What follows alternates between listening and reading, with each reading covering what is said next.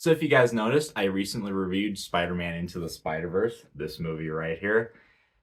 And that was an interesting review because it was actually audio only, and that was because I was on a trip. I didn't take my light stand with me, of course, but I still wanted to get my thoughts out there, so I just recorded my voice, just put some images, video over that. I like doing that. It was definitely experimental. It's definitely opened a door for me where I can maybe do more reviews even when it's not convenient to do it like this in this room. But I knew that for Spider-Man Across the Spider-Verse, I wanted to do this review in person, so here I am.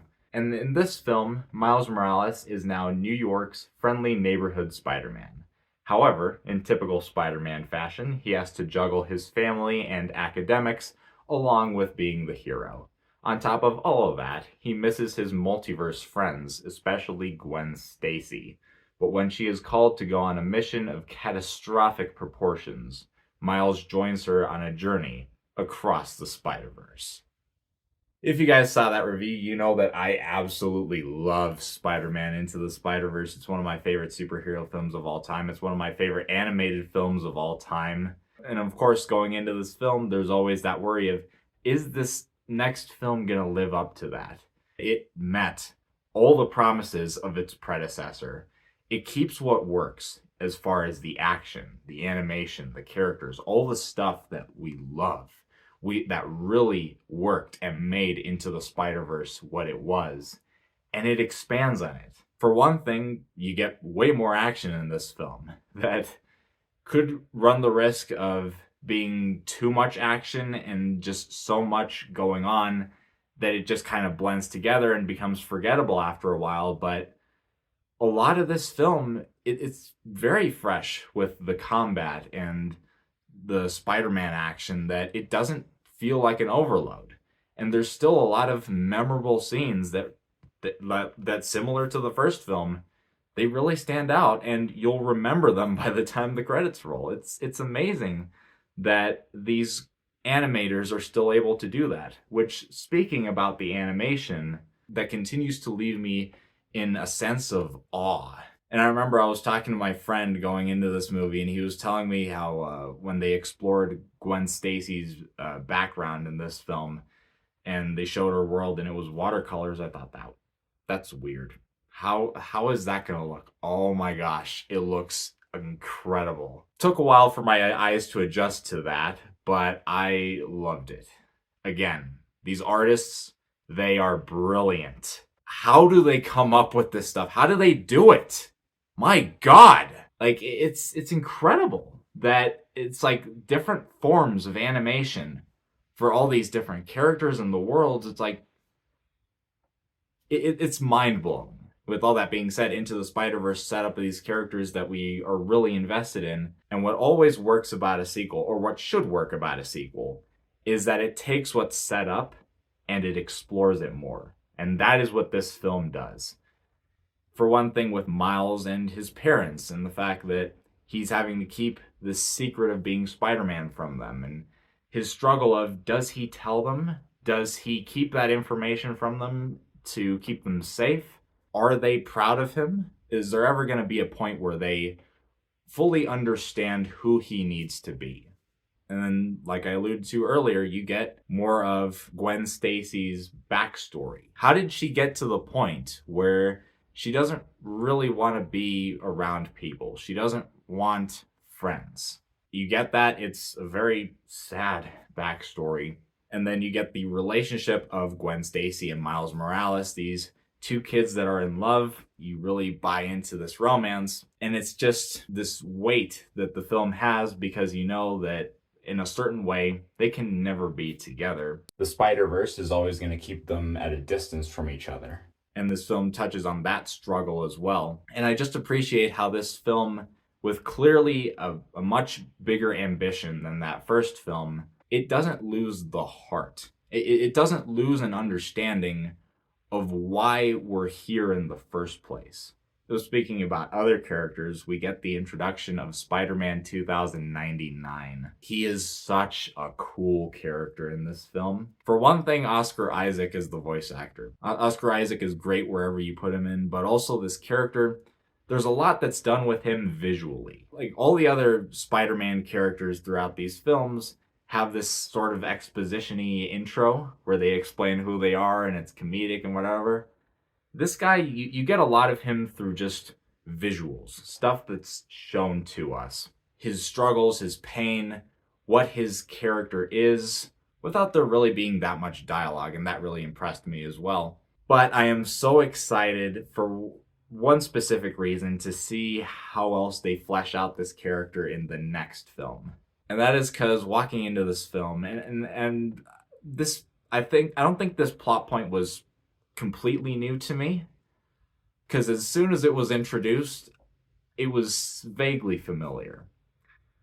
But I seem to have forgotten going into this film the important detail, the important difference that makes Spider-Man 2029 stand out among all the other Spider people. And when it was shown during the opening, the side of me that really appreciates horror was like, yeah, that is so cool. And yeah,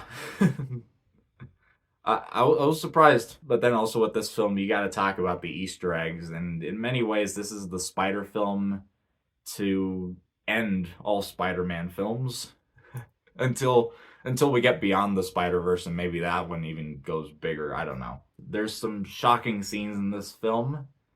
I was so happy to see. I told people when I came out of this theater, don't go on social media.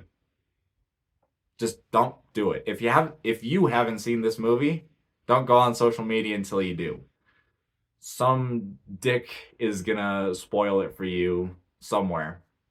The stuff in this movie that you just need to see for yourself. I couldn't believe certain things that I saw in this film, but I'm so glad I did. In the end, I loved the experience of watching this film. But I almost felt watching this movie that it was too much of a good thing. That it was so much to process, and they were delivering it to you so fast. It's like you make it all the way till the very end, and the film never feels like you've gotten through the highest point. You've gotten through the apex of the insanity, just these reveals, whatever's happening. And unfortunately, watching the film this first time, to an extent, I was hoping for the film to just find an ending at a certain point. I was like, okay, guys, let's finish this off somewhere, because I knew this film was going to end on a cliffhanger. It was going to end somewhere that was setting up beyond the Spider-Verse, and I was just waiting for a while. It's like, okay, let's find somewhere to stop this so that I can just walk out for a minute, process all this, take a breath. My instant reaction, because of everything I just mentioned, I was like, okay, this isn't quite as good as Into the Spider-Verse. And Into the Spider-Verse, I felt like it had that perfect mix where it was fast-paced. There was a lot happening. None of it felt like overload. None of it felt like I needed to process it too much. Never did it feel like the movie was moving too fast. And unfortunately, I felt that at times with this film. As far as some other things, this isn't huge. It's just stuff that kind of annoyed me, and I feel like I should mention because I am reviewing this film after all. I don't know if this was an issue with my theater where I saw it in, or if it's the movie itself. But there were a couple of times, in particular with the character of Gwen Stacy, where she was talking in a scene, but then there was also like epic music going on at the same time, and it was hard to hear what she was saying. I could make out most of it, but I just thought that was such a weird choice that she was giving this important monologue, but yet we're getting overpowered with this score. Speaking of dialogue, there was this one character, Spider-Punk, this British version of Spider-Man, this British hard rocker, played by Daniel Kaluuya. I really enjoyed Daniel Kaluuya. I liked seeing him in a couple of Jordan Peele's films and also Black Panther. I think he's an actor with a lot of potential, and I liked his character in this as well. But among this movie having a fast-paced, almost, I would say, a bit to a fault, and sometimes the music overpowering stuff, It didn't help that Daniel Kaluuya went so heavy with his British accent. And it made me think of a movie that I saw a couple years back for the first time, District 9. And in that film, there were a lot of points where people were speaking English, but they were speaking in accents. And there were a lot of points where I felt like the subtitles weren't needed. But that was a film marketed strictly to adults. This film is marketed to a whole other demographic. It's marketed to teens and younger children as well. And I just thought that it was interesting that they didn't put subtitles for this character. I'm going to be honest here. I couldn't make out 85% of what he was saying. The 15% that I could make out was funny. And I liked that character for it. But the other 85%, I couldn't tell you what he was saying. It's not something that I would actually dock the film points for, but it was something that I noticed, and I felt that should be mentioned. The main issue with this movie was that it was just so fast-paced and so much going on in that amount of time that I really need to watch it again to fully process it. There are parts in this film where it's actually my favorite film of the year so far. I can easily see these issues disappearing, and I get accustomed to this movie's pace, and having seen it the first time, I know what to expect, and then I'm just fully there the next time. There is another masterpiece somewhere inside this film. And a lot of points, this film actually improves upon the first film. But I'm actually going to do something weird with this review. I'm actually not going to give a grade yet. I'm going to wait until I actually watch the film again. And then I'll do another review, probably a spoiler talk, give my more in-depth thoughts about the film, which I want to do. Then I give the grade.